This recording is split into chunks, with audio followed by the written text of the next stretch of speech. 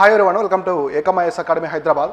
So మనం ప్రతిరోజు discuss చేసుకునే డైలీ కరెంట్ అఫైర్స్లో ఇవాళ కూడా కొన్ని ఇంపార్టెంట్ అంశాలు ఉన్నాయి. సో ఎస్పెషల్లీ ఇవాళ వచ్చేసి ట్రైబల్ ఇండియాకి సంబంధించి కొన్ని ట్రైబ్కి సంబంధించిన అంశాలు కావచ్చు.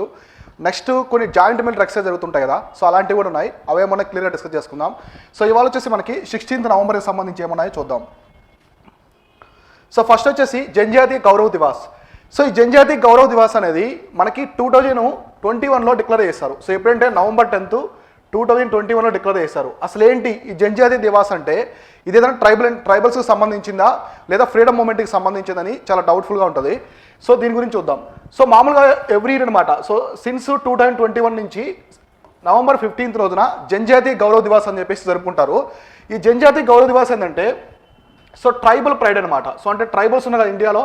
సో ట్రైబల్స్ అనేవారు ఇండియాకి చాలా గొప్పగా చెప్పుకోవచ్చు వాళ్ళ గురించి. ఎందుకంటే ఫ్రీడమ్ మూమెంట్ నుంచి కూడా వాళ్ళు ఈ స్వాతంత్ర సంగ్రామంలో పాల్గొని ఉన్నారు.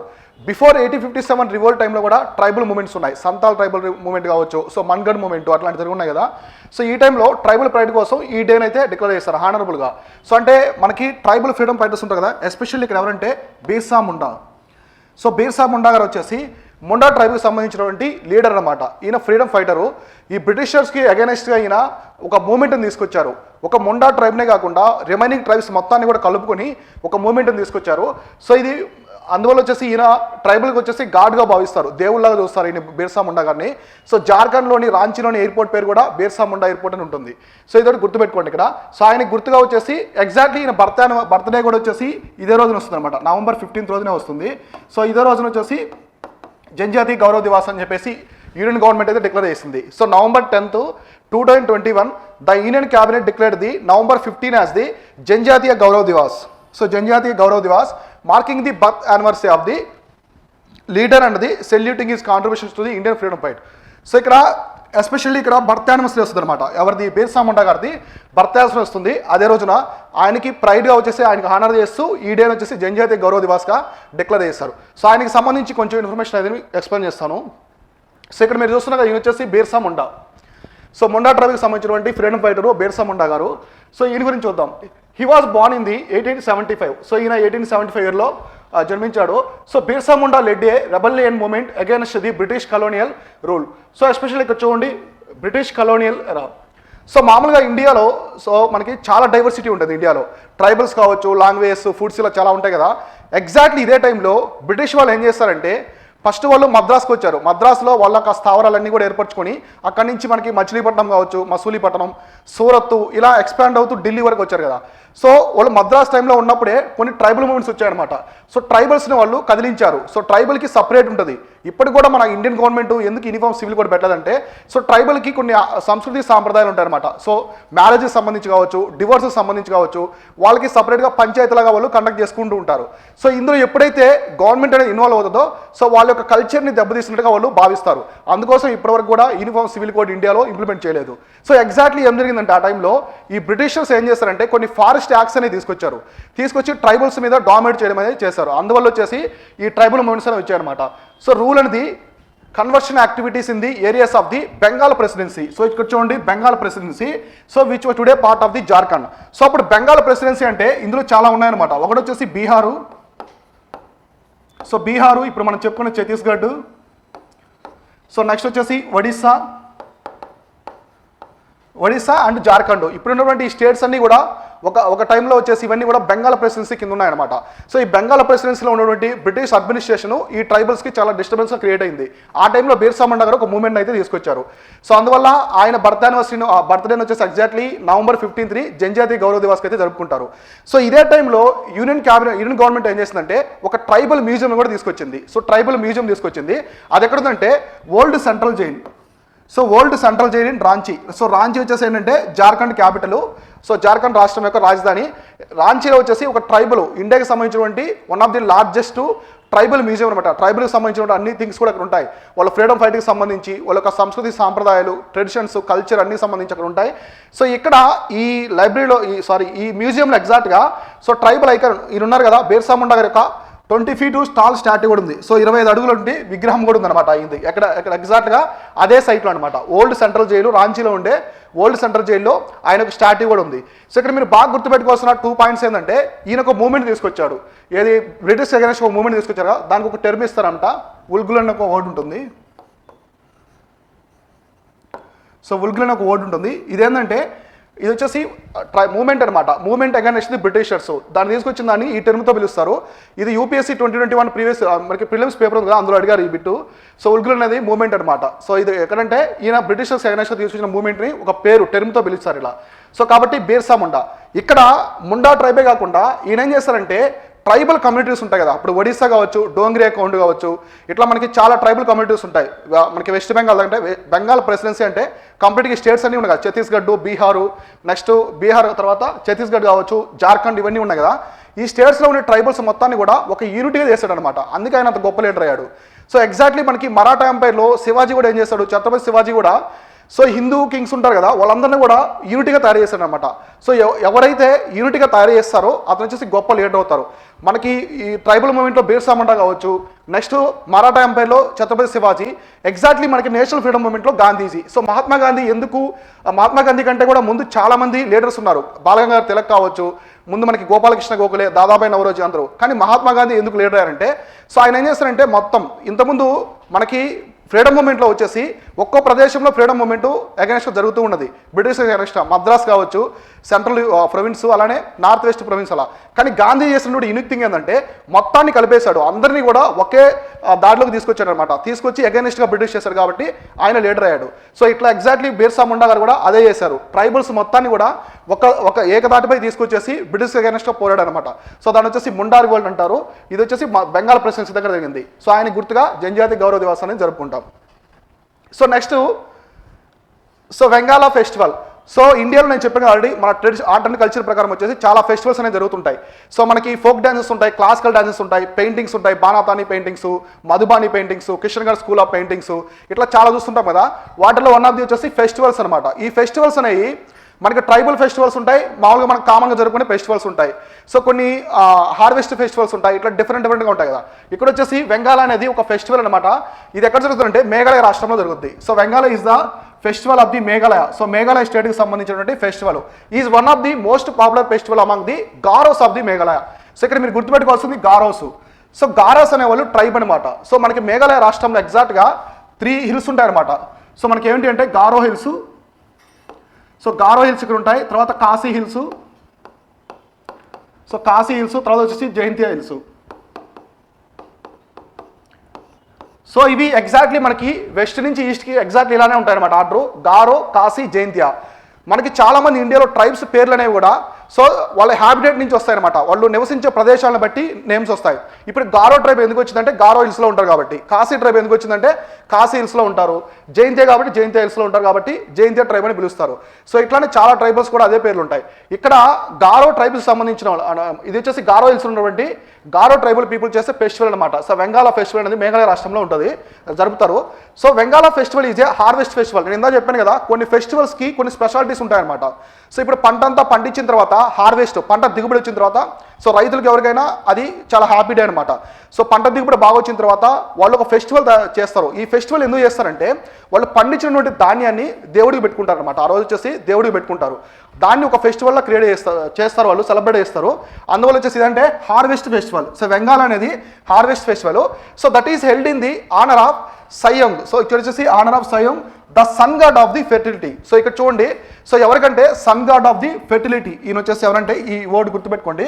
సో సయోంగ్ అంటే ఏంటంటే sun god of the fertility. ఆయన గుర్తుగా హానర్ చేయడానికి ఈ ఫెస్టివల్ అయితే సెలబ్రేట్ చేసుకుంటారు. సో ఇక్కడ చూడండి, the beginning of the Wangala festival also denotes the onset of winter. So exactly ఈ ఫెస్టివల్ మనకి వింటర్ స్టార్ట్ అవుతుంది అనమాట. అంటే శీతాకాలం స్టార్ట్ అవుతుంది కదా, శీతాకాలం స్టార్ట్ అయ్యే మొదట్లోనే ఈ ఫెస్టివల్ని సెలబ్రేట్ చేసుకుంటారు. సో వింటర్ అనమాట, onset of the winter. So ఈ ఫెస్టివల్లో ఉన్న స్పెషాలిటీ థింగ్స్ అంటే డ్రమ్స్ అనమాట. సో దీన్ని 100 డ్రమ్స్ ఫెస్టివల్ అని కూడా పిలుస్తారు. 100 డ్రమ్స్ ఫెస్టివల్ అని పిలుస్తారు. సో చూద్దాం దానికి సంబంధించి ఏముందో. సో ఈ ఫెస్టివల్కి సంబంధించి చూడండి, so Wangala festival is also known as the 100 drums festival. So ఇందులో ఏంటంటే మామూలుగా బృందం అనమాట. సో సింగిల్ పర్సన్ కాకుండా ఒక గ్రూప్ ఆఫ్ పీపుల్, ట్రూప్ అనేది పాల్గొని 100 డ్రమ్స్ ఉంటాయన్నమాట. వాళ్ళు చుట్టూ తిరుగుతూ డాన్స్ చేస్తూ ఉంటారు. సో ఇందా మీరు ఇమేజ్ చూస్తారు కదా, ఎగ్జాక్ట్ అలానే. కాబట్టి వెంగాల ఫెస్టివల్ ఏమంటారంటే 100 డ్రమ్ ఫెస్టివల్ అని పిలుస్తారు. సో ఇంకా Wangala festival is also occasion when the tribals offer sacrifice to please their main deity Saljong. ఇందా చెప్పినట్టు సన్ గాడ్ అనమాట. సన్ గాడ్కి ఆనర్గా చేస్తారు. The festival is celebrated for the 2 days and the some times continuously for weeks. So ఈ festival ఎన్ని రోజులు చేస్తారని ఇక్కడ ఇంపార్టెంట్. కొన్ని ఫెస్టివల్స్ మనకి ఇప్పుడు దసరా సంబంధించి ఉంటాయి కదా, సో అవి 9 days ఉంటాయి. తర్వాత కొన్ని మనకి బతుకమ్మ అని చెప్పేసి తెలంగాణలో ఫెస్టివల్ చేస్తారు. సో అట్లా ఎగ్జాక్ట్లీ అలానే ఇది 2 days అయినా ఉంటుంది, ఒక్కోసారి కొన్ని వీక్స్ కూడా జరుపుతారు అనమాట ఈ ఫెస్టివల్ వచ్చేసి వెంగాల ఫెస్టివల్. తర్వాత the ceremony performed on the first day is known as the Rugala. So first day ఇప్పుడు మనకి బతుకమ్మ ఫెస్టివల్లో చాలా నేమ్స్ ఉంటాయి, సద్దుల బతుకమ్మ అని ఇట్లా పిలుస్తుంటారు ఒక్కో డేని వచ్చేసి. ఎగ్జాక్ట్లీ ఇక్కడ ఫస్ట్ డేని ఏమని పిలుస్తారంటే రగుల అని పిలుస్తారు. ఫస్ట్ డేని రగుల అని పిలుస్తారు. It performed inside the house of the chief అనమాట. సో చీఫ్ ఉంటారు కదా, ఈ వీళ్ళకి సంబంధించిన ట్రైబ్కి సంబంధించిన చీఫ్ ఉంటారు కదా, పెద్ద వ్యక్తి, ఆయన హౌస్లో సెలబ్రేట్ చేస్తారు ఫస్ట్ డే. సెకండ్ డే వచ్చేసి is called the Kakkar. So Kakkar అని పిలుస్తారు. ఇది సెకండ్ డే అనమాట. ఇది వచ్చేసి సెకండ్ డే జరిపేది. సో రగుల అనేది ఫస్ట్ డే అనమాట. సో ఫస్ట్ డే చేసేది వచ్చేసి రగుల, సెకండ్ డే వచ్చేసి ఏంటంటే కక్కర్. ఈ రెండు ఫెస్టివల్స్, ఈ 2 daysని ఈ ఫెస్టివల్ 100 డ్రమ్ ఫెస్టివల్ వచ్చేసి పార్ట్ అనమాట ఇవన్నీ కూడా. సో ఇట్లా అవి 2 days అయినా ఉంటుంది, లేదా కొన్ని వీక్స్ అయినా కూడా కంటిన్యూ చేస్తూ ఉంటారు ఈ ఫెస్టివల్ని. సో ఇక్కడ మీరు గుర్తుపెట్టుకోండి, మేఘాలయ వీటికి సంబంధించింది. సో ఇందాక నేను ఒక థింగ్ చెప్పాను కదా, హిల్స్ అని చెప్పేసి, గారో, కాశీ, జయంతి హిల్స్ అని చెప్పాను కదా. ఎగ్జాక్ట్లీ మనకి ప్రపంచంలోని అత్యధిక వర్షపాతం కురిసే ప్రాంతం ఉంది కదా. సో మన ప్రపంచంలోని వెస్టెస్ట్ ప్లేస్ అనమాట. అదేంటంటే మనకి మాసిన్రామ్ చిరపుంజి. సో ఈ మాసిన్రామ్ చిరపుంజి ఎక్కడ ఉంటాయంటే ఈ కాశీ హిల్స్లో ఉంటాయి. సో మాసిన్రామ్ ఒకటి, చిరపుంజి. సో మాసిన్రామ్ తెలుసు కదా, ఇది వచ్చేసి మనకి ప్రపంచంలో అత్యధిక వర్షపాతం కురిసే ప్రాంతం అనమాట. సో చిరపుంజి కూడా అట్లా, ఆ 2 కూడా మనకి కాశీ హిల్స్లో ఉంటాయి, ఎగ్జాక్ట్గా కాశీ హిల్స్లో ఉంటాయి. సో మేఘాలయకు సంబంధించిన ఇంకో థింగ్ ఏంటంటే మేఘాలయలో ఒక బయోస్ఫియర్ రిజర్వ్ ఉంది, అదేంటంటే నౌక్రిక్.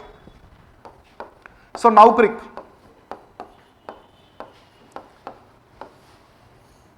సో నౌక్రిక్ బయోస్ఫియర్ రిజర్వ్ కూడా మేఘాలయ రాష్ట్రంలోనే ఉంటుంది. ఇది కూడా గుర్తుపెట్టుకోండి.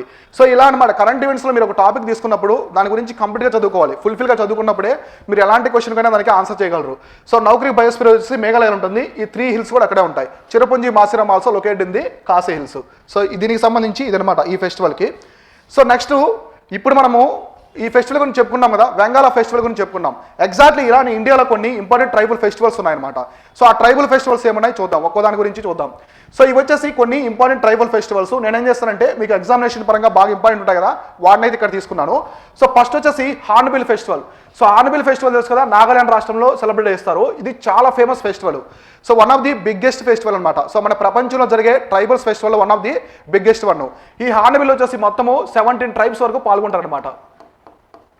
సో ఇందులో మొత్తం వచ్చేసి 17 ట్రైబ్స్ పాల్గొని ఈ ఫెస్టివల్ని జరుపుకుంటారు. ఈ హార్న్బిల్ ఫెస్టివల్ వచ్చేసి నాగాలాండ్ స్టేట్ వుడ్ జరుపుకుంటారు అనమాట. సో నాగాలాండ్ స్టేట్ ఉంది కదా, so statehood festival.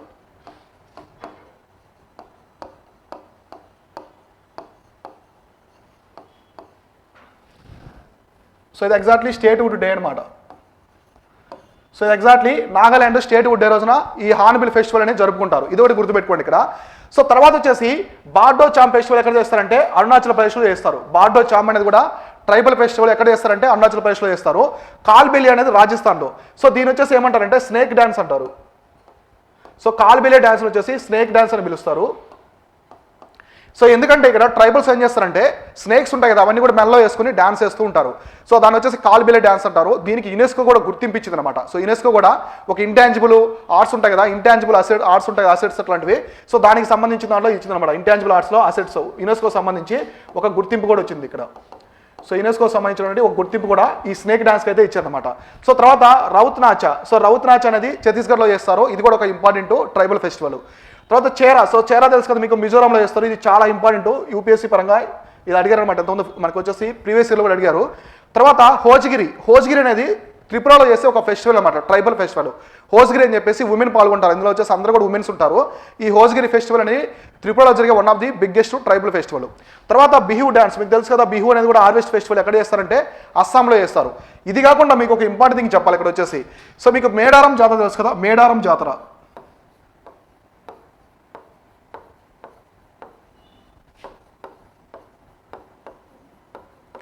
So Medaram జాతర, ఈ మేడారం జాతరను ఎక్కడ చేస్తారంటే తెలంగాణలో చేస్తారు. సో టీఎస్ అనమాట. సో తెలంగాణ రాష్ట్రంలో చేస్తారు. ఈ మేడారం జాతర అనేది చాలా పెద్ద ప్రపంచంలోని అతిపెద్ద ట్రైబల్ ఫెస్టివల్ అనమాట. సో మనకి ట్రైబల్స్ సెలబ్రేట్స్ ఫెస్టివల్లో అతిపెద్ద ట్రైబల్ ఫెస్టివల్ ఏదంటే మేడారం జాతర. ఇక్కడ సారలమ్మ, మనకి సమ్మక్క సారలమ్మ వచ్చేసి వాళ్ళని దేవులుగా ఉంటారు. సో వాళ్ళని పూజిస్తారు అన్నమాట ట్రైబల్స్. ఇది చాలా పెద్ద జాతర అన్నమాట, సెలబ్రేట్ చేస్తూ ఉంటారు. నగోబా జాతర అని మన తెలంగాణలో వచ్చేసి ఇంకొకటి నగోబా జాతర అంటారు. సో నగోబా జాతర.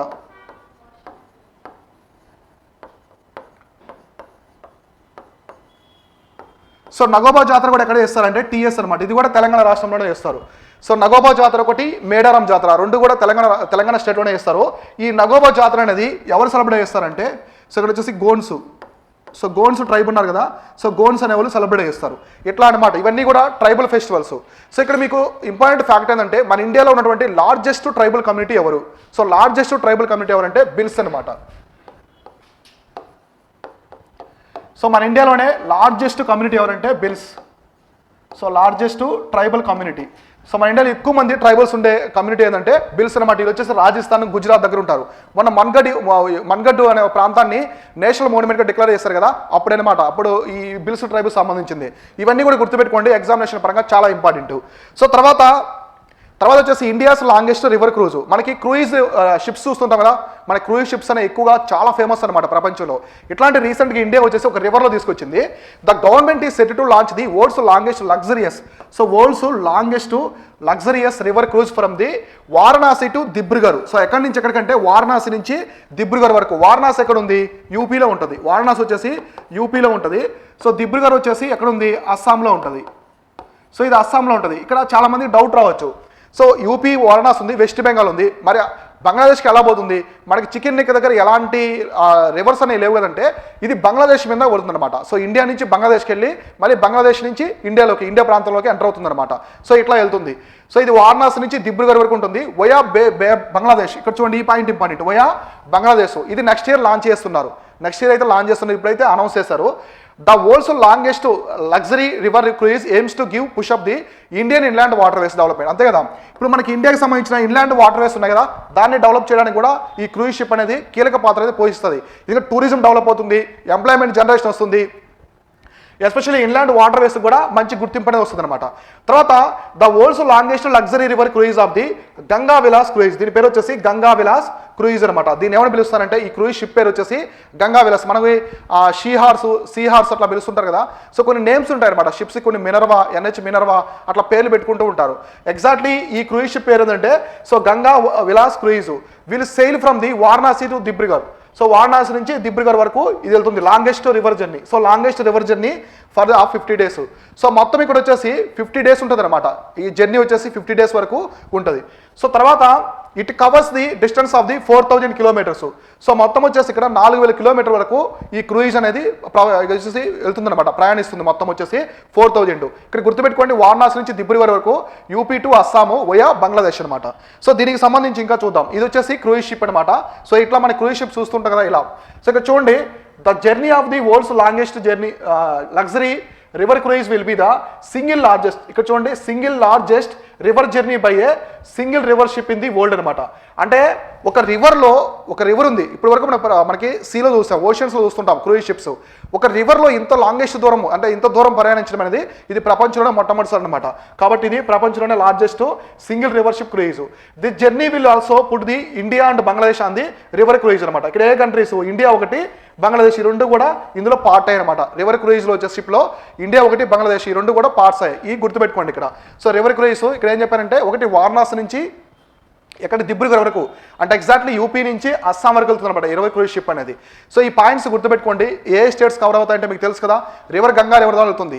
సో ఉత్తరప్రదేశ్ కావచ్చు, బీహారు, వెస్ట్ బెంగాల్, తర్వాత మనకి బంగ్లాదేశ్, తర్వాత డైరెక్ట్గా వచ్చేసి అస్సాంలోకి ఎంటర్ అవుతుంది అనమాట. ఈ విధంగా ఈ పాయింట్స్ అనేది గుర్తుపెట్టుకోండి ఈ రివర్ క్రూయిజ్ షిప్కి సంబంధించి. సో దీని పేరు వచ్చేసి గంగా విలాస్ క్రూయిజ్ అని పిలుస్తారు. ఇది వారణాసి నుంచి దిబ్రుగర్ వరకు అయితే వెళ్తుంది. సో తర్వాత ఈస్ట్ తైమూర్ అనమాట. రీసెంట్గా ఒక కంట్రీ, ఈస్ట్ తైమూర్ అని చెప్పేసి ఒక కంట్రీ ఉంది. ఇది మామూలుగా మనకి సౌత్ ఈస్ట్ ఏషియా కంట్రీస్లో పార్ట్ అనమాట. అక్కడ ఉండే కంట్రీస్ అంటీలో కూడా పార్ట్గా ఉంటుంది. కాకపోతే ఇది ఏషియన్లో లేదు. ఏషియన్ గ్రూప్ ఉంది కదా, ఏషియన్ గ్రూప్లో ఇది మెంబర్గా లేదనమాట. సో దీని గురించి కొంచెం బ్రీఫ్గా డిస్కషన్ ఇస్తాను మీకు. ఇప్పుడు కరెంట్ ఈవెంట్స్లో ఉండేది కాకుండా దానికి సంబంధించిన కొంచెం బ్యాక్గ్రౌండ్ కూడా హిస్టరీ ఎక్స్ప్లెయిన్ చేస్తాను, మీకు క్లారిటీ వస్తుంది ఈ టాపిక్ మీద. So first the association of the south east Asian nations. Asian తెలుసు కదా మీకు. సో ఏషియన్ గ్రూప్లో మొత్తం వచ్చేసి 10 కంట్రీస్ ఉంటాయి. సో ఇండియా అనేది మెంబర్ కంట్రీ కాదు, ఓన్లీ ఆగ్నేయాసియా దేశాలు మాత్రమే ఉంటాయన్నమాట. సో ఇక్కడ ఏషియన్ వచ్చేసి 10 కంట్రీస్ ఉంటాయి. Has agreed the principle admits the East Timor as the group of the 11th member. So ఇప్పుడు ఏమైందంటే ఈ ఈస్ట్ తైమూర్ కంట్రీని 11th మెంబర్గా తీసుకోవాలని చెప్పేసి ప్రతిపాదన అయితే వచ్చిందనమాట. The 10 members bloc said that the statement more than a decade after the country request the membership. మామూలుగా ఈ కంట్రీకి 2002లో స్వాతంత్రం వచ్చింది. సో దాని గురించి ఎక్స్ప్లెయిన్ చేస్తాను నేను. ఇక్కడ ఏమైందంటే ఇది ఒక 10 years నుంచి, సో ఒక 10 years ఏమి ఆల్మోస్ట్ 12 years నుంచి ఈ ఏషియన్ని అడుగుతుందన్నమాట, మాకు మెంబర్షిప్ ఇవ్వండి ఏషియన్ అని చెప్పేసి. ఎందుకంటే it is also located in the south east Asia part.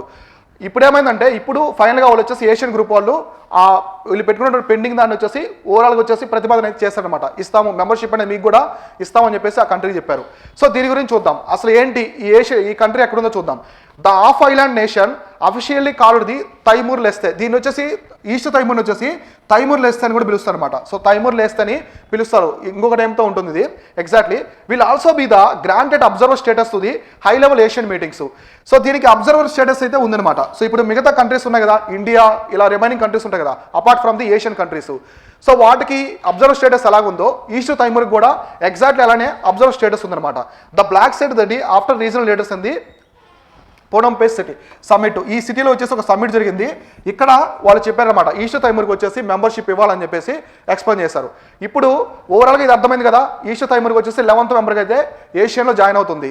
మనకి ఎస్సీఓ ఉంది కదా, షాంఘై కోఆపరేషన్ ఆర్గనైజేషన్, అందులో జాయిన్ అయిన రీసెంట్ కంట్రీ వచ్చేసి ఇరాన్ అనమాట. ఇరాన్ తర్వాత బెలారస్ కూడా వాళ్ళు వచ్చేసి ఒక అప్లికేషన్ అయితే పెట్టుకున్నారనమాట, దేనికి ఎస్సీఓ షాంఘై కోఆపరేషన్ ఆర్గనైజేషన్కి. సో మాకు కూడా మెంబర్షిప్ ఇవ్వండి అని చెప్పేసి. ఎగ్జాక్ట్లీ అలానే ఈస్ట్ తైమూర్ కూడా ఏషియన్లో జాయిన్ అవుతుంది. ఇప్పుడు ఈస్ట్ తైమూర్కి సంబంధించి ఎక్స్ప్లెయిన్ చేస్తాను. సో ఇక్కడ మీకు కొన్ని ఫ్యాక్ట్స్ చెప్తాను చూడండి. ఇక్కడ వచ్చేసి ఇదనమాట ఈస్ట్ తైమూర్. సో ఇక్కడ కనిపిస్తుంది కదా, ఇది ఈస్ట్ తైమూర్. ఎగ్జాక్ట్గా ఇది ఒక ఐలాండ్ అనమాట. ఇలా ఐలాండ్ ఉంటుంది.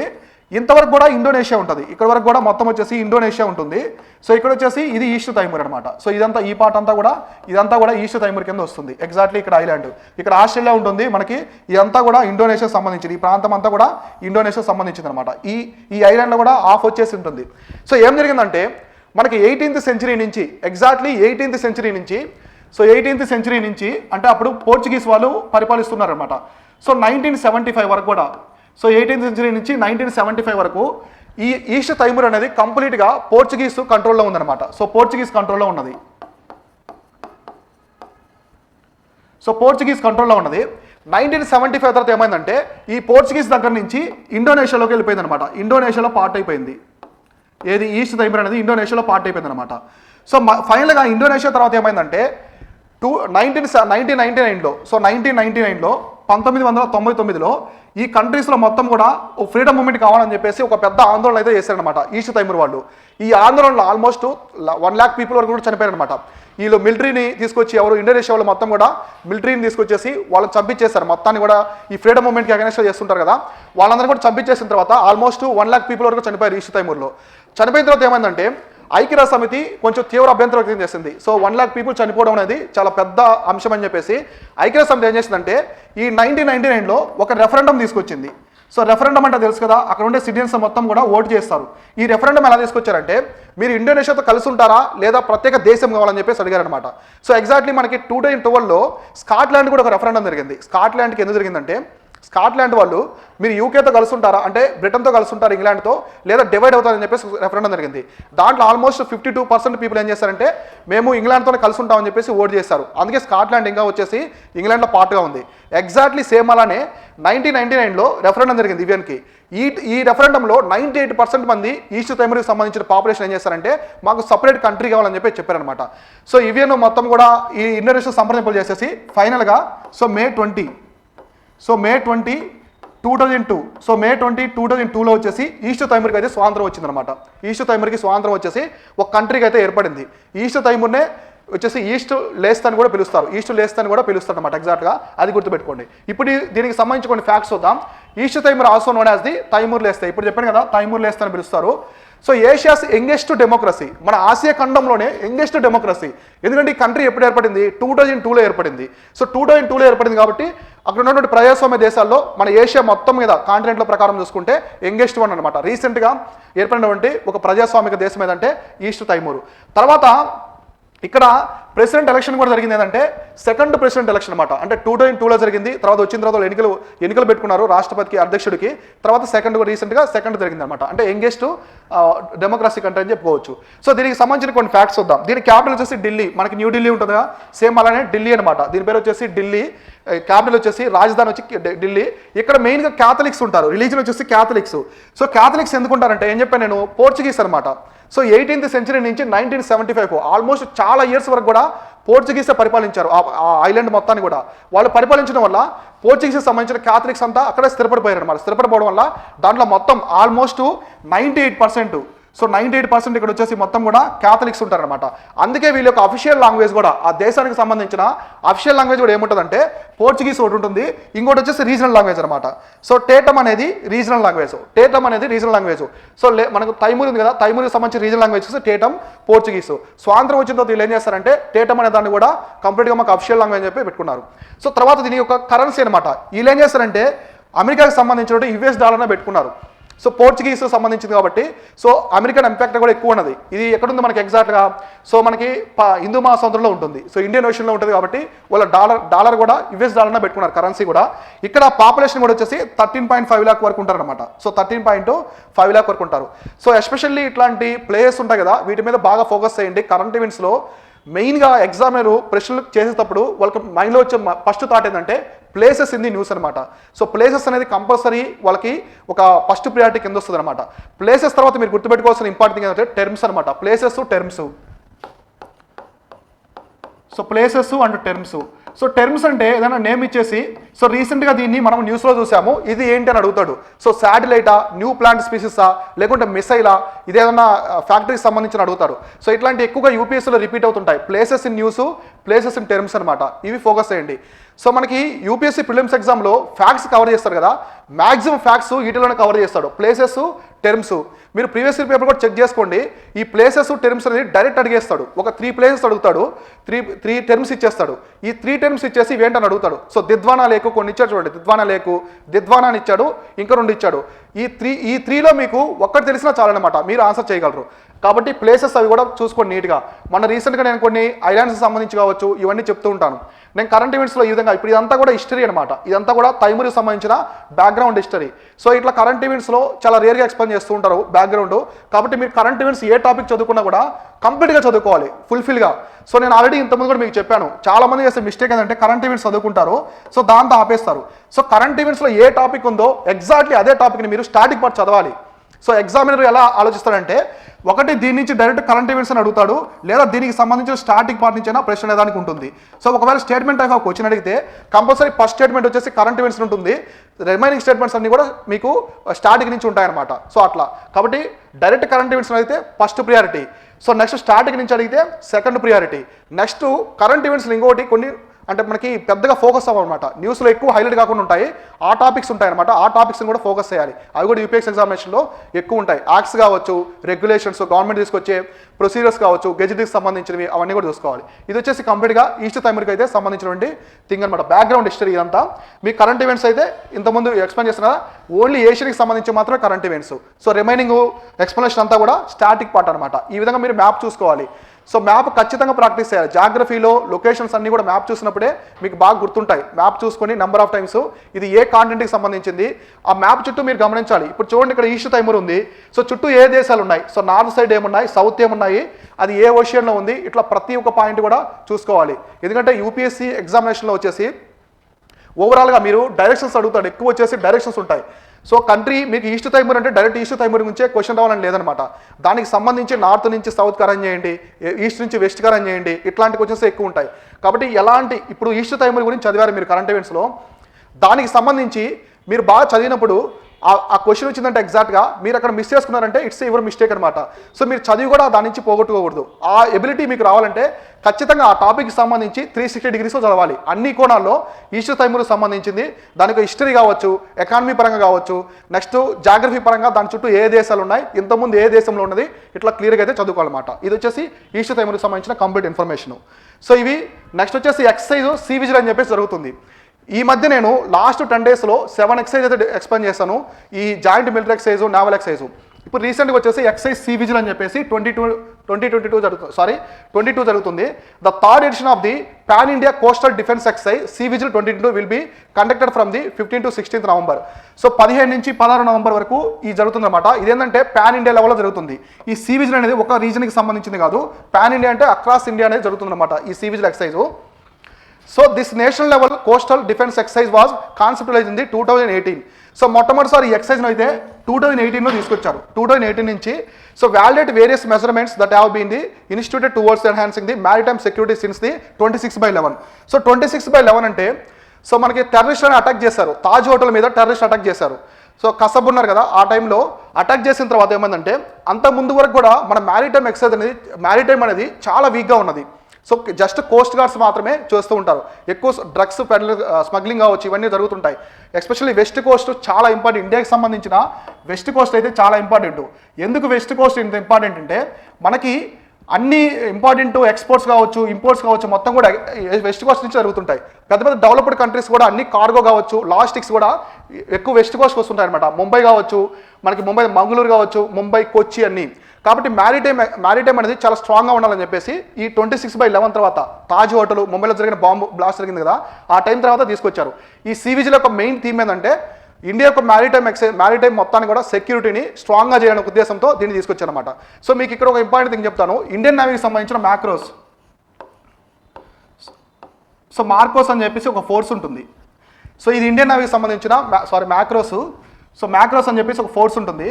ఇది ప్రపంచంలోనే ద డేంజర్ అంటే మోస్ట్ పవర్ఫుల్ నావల్ ఫోర్స్ అనమాట. సో ఈవెన్ మనకి అమెరికన్ ఫార్మర్ ప్రెసిడెంట్ ఒబామా ఉన్నారు కదా, ఆయన కూడా లైక్ చేస్తారు ఈ ఫోర్స్ని.